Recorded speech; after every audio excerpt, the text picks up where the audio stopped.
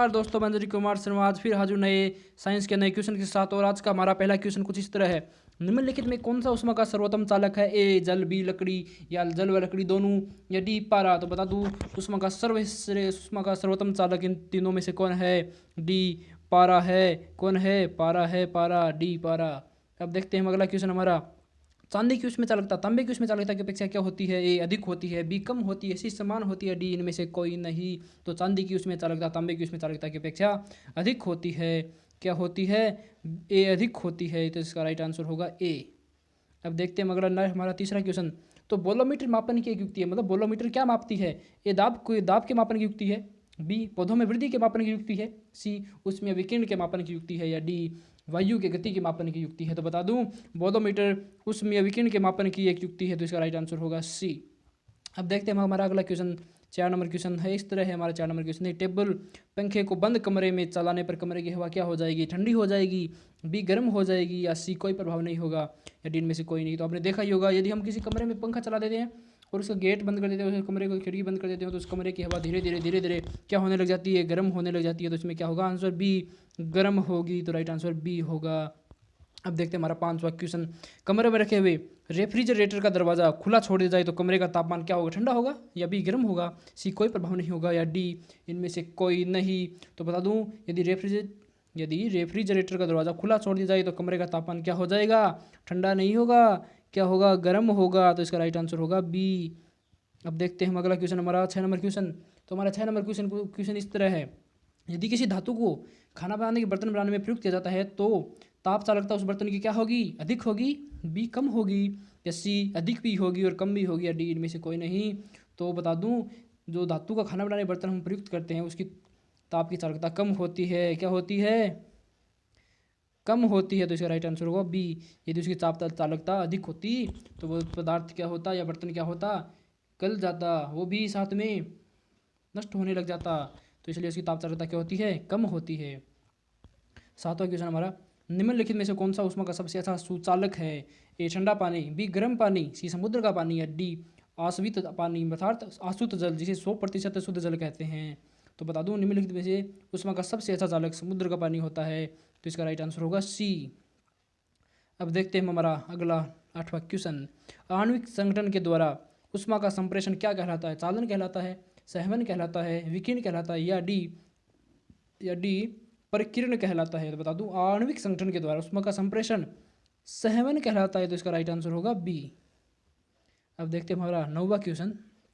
सूर्य विकिरण का कौन सा भाग सोलर कुकर को गर्म कर देता है? ए पराबैंगनी विकिरण, डी अवरक्त किरण, सी कौस्मिक किरण, या डी प्रकाशीय किरण। तो सूर्य विकिरण का जो अवरक्त किरण वाला भाग होता है, कौन सा अवरक्त किरण वाला भाग, वो सोलर कुकर को गर्म करता है। तो इसका राइट आंसर होगा बी। अब देखते हैं हम आज हमारा 10वां क्वेश्चन। शीतकाल में कपड़े हमें गर्म रखते हैं क्योंकि शीतकाल में हम सर्दियों में कपड़े पहनते हैं गर्म, तो हमें गर्म क्यों रखते हैं? इसका कारण जानते हैं आज हम।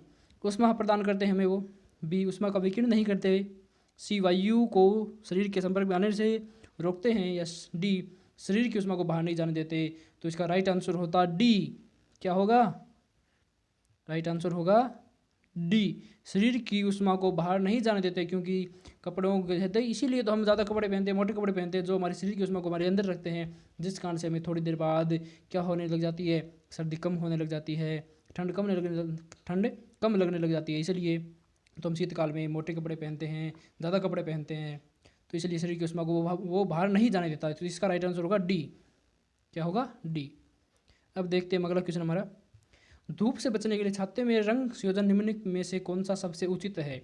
ऊपर काला होना चाहिए, नीचे सफ़ेद होना चाहिए, डी ऊपर सफ़ेद नीचे काला, सी दोनों तरफ काला, या डी दोनों तरफ सफ़ेद। तो बता दूं, धूप से बचने के लिए आज के बाद यदि आप बाहर जाओ, धूप में छाता लेकर जाओ, तो उसमें रंग का संयोजन किस प्रकार होना चाहिए? ऊपर तो होना चाहिए वो सफ़ेद, और नीचे से क्या होना चाहिए? ब्लैक, काला होना चाहिए। तो इसका राइट आंसर होगा बी। अब देखते हैं हमारा नेक्स्ट क्वेश्चन। अफ्रीका के काली त्वचा वाले व्यक्ति ब्रिटेन के सफ़ेद त्वचा वाले व्यक्ति की तुलना में अधिक गर्मी महसूस करते हैं, बी कम गर्मी महसूस करते हैं, सी समान गर्मी महसूस करते हैं, डी गर्मी महसूस ही नहीं करते। इसका राइट डी ऑप्शन है, गर्मी महसूस नहीं करते।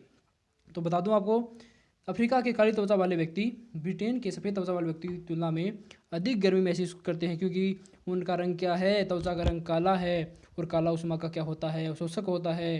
तो इस कारण उन्हें अधिक गर्मी लगेगी। और ब्रिटेन वाले व्यक्ति का रंग कैसा है, त्वचा का सफ़ेद है, और जो सफ़ेद कलर है वो ऊष्मा को कम अवशोषित करता है, इसलिए उन्हें कम गर्मी लगती है। तो इसका राइट आंसर होगा ए। अब हम देखते हैं हमारा अगला नेक्स्ट क्वेश्चन। ऊनी कपड़े सूती वस्त्रों की अपेक्षा गर्म होते हैं क्योंकि ताप के अच्छे शोषक होते हैं, बी ताप के अच्छे वितरक होते हैं, या सी सूती वस्त्रों से भारी होते हैं, या डी ताप के अच्छे रोधक होते हैं। तो आपने अभी हमने पीछे क्वेश्चन पढ़ा ना, सर्दी में हम कपड़े पहनते हैं वो हमें गर्म क्यों रखते हैं, क्योंकि वो ताप हमारी ऊष्मा को क्या नहीं करते, वो बाहर नहीं जाने देते, शरीर की ताप को बाहर नहीं जाने देते, इसलिए वो क्या है, ताप को क्या करते हैं, ताप के अच्छे रोधक कहलाएंगे। तो उसी तरह ऊनी कपड़े भी हम सर्दियों में ही तो पहनते हैं। तो इसका राइट आंसर होगा डी, ताप के अच्छे रोधक होते हैं। तो इसका राइट आंसर होगा डी। अब हम देखते हैं हमारा अगला क्वेश्चन। तो अच्छे उत्सर्जक अच्छे अवशोषक होते हैं, यह नियम किसने दिया? ए किरचॉफ का नियम है ये, बी स्टीफन का नियम है ये, या सी न्यूटन का नियम है ये है, या डी ऊष्मागति का नियम है ये। तो अच्छे उत्सर्जक अच्छे अवशोषक होते हैं, यह नियम किरचॉफ का नियम कहलाता है। किसका कहलाता है? किरचॉफ का। इसका राइट आंसर होगा ए। अब हम देखते हैं हमारा 15वां क्वेश्चन। तो उबलते जल द्वारा जलने की तुलना में भाप द्वारा जलना अधिक कष्टदायक होता है, ये क्या, इसका क्या कारण है? भाप में गुप्त ताप होता है, बी भाप एक प्रकार से गैस है तथा यह कार्य को शीघ्रतापूर्वक निगमन करती है, या सी शरीर के काय में उपस्थित छिद्रों द्वारा भाप आसानी से प्रवेश कर जाती है, या डी भाप का ताप बहुत अधिक होता है। तो बता दूं, भाप में गुप्त ताप होता है, जिसके कारण भाप में क्या होता है, गुप्त ताप होता है, जिसके कारण वो अधिक जलाता है, अधिक कष्ट देता है। तो इसका राइट आंसर होगा ए। अब देखते हैं अगला क्वेश्चन हम। तो वायुमंडल में आर्द्रता की उपस्थिति एक ऐसे स्टील के गिलास की बाह्य सतह पर जल की बूंदें देखकर सुनिश्चित की जाती है जो भरा हुआ है। मतलब यदि हम किसी गिलास को टेबल पर रखते हैं और उस गिलास के बाहर बाहरी सतह पर क्या है, जल की बूंदें देखकर हम क्या अनुमान लगा सकते हैं कि उसके अंदर गर्म दूध है, बी गर्म जल है, सी ठंडा जल है, या डी सामान्य जल है। तो बता दूं, हम अनुमान लगाएंगे उसके अंदर क्या है, ठंडा जल है। तो इसका राइट आंसर होगा सी। हमने देखा होगा जब हम ठंडा जल किसी गिलास में डालते हैं तो उसके बाहर क्या हो जाती है, पानी की बूंदें आ जाती है, उसकी सतह पर जल की बूंदें आ जाती है। तो इसका राइट आंसर होगा सी। अगला क्वेश्चन। किसी वस्तु के ठंडे होने की दर, किसी वस्तु की ठंडे होने की दर वस्तु तथा उसके चारों ओर के माध्यम के तापांतर के अनुक्रमानुपाती होती है। तो यह नियम किसने दिया? न्यूटन का शीतलन नियम है ये, बी स्टीफन का विकिरण नियम है ये, या सी किरचॉफ का नियम है ये, या डी शून्यांक का नियम है। तो बता दूं, यह नियम है न्यूटन का शीतलन नियम। इसने क्या कहा, किसी वस्तु के ठंडे होने की दर, किसी वस्तु के ठंडे होने की दर वस्तु तथा उसके चारों ओर के माध्यम के तापांतर के अनुक्रमानुपाती होती है। तो इसका राइट आंसर होगा ए। अब हम बढ़ते हैं हमारे आज के अगले क्वेश्चन की तरफ। तो हमारा अगला क्वेश्चन कुछ इस तरह है। न्यूटन का शीतलन नियम लागू तभी होता है जब ताप में अंतर बहुत ज़्यादा न हो, बी ताप में अंतर बहुत ज़्यादा हो, सी ताप के अंतर पर निर्भर नहीं करता, या डी इनमें से कोई नहीं। तो आपने अभी भी पढ़ा न्यूटन का शीतलन नियम क्या था, वो ताप के तापांतर के अनुक्रमानुपाती होता है। तो इसका राइट आंसर क्या होगा, सी। तो इसका आंसर नहीं होगा, क्यों, ताप पर तो निर्भर करता ही करता है। तो आप इसमें क्या कर रहे हैं, ताप के अंतर पर निर्भर नहीं करता, ये तो गलत हो गया, डी भी गलत है। अब बात आई ए और बी में।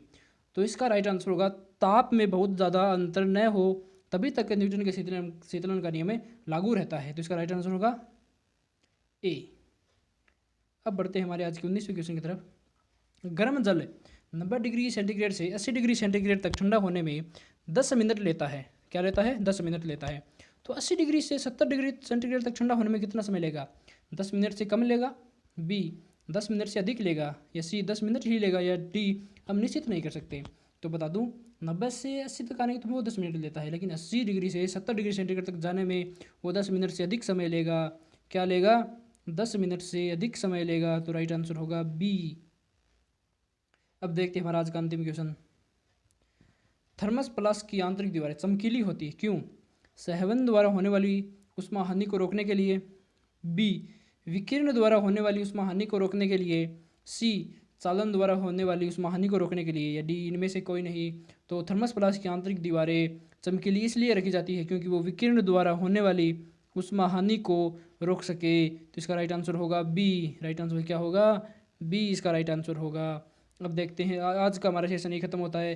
कल फिर मिलेंगे नए क्वेश्चन के साथ। तब तक के लिए जय हिंद, जय भारत।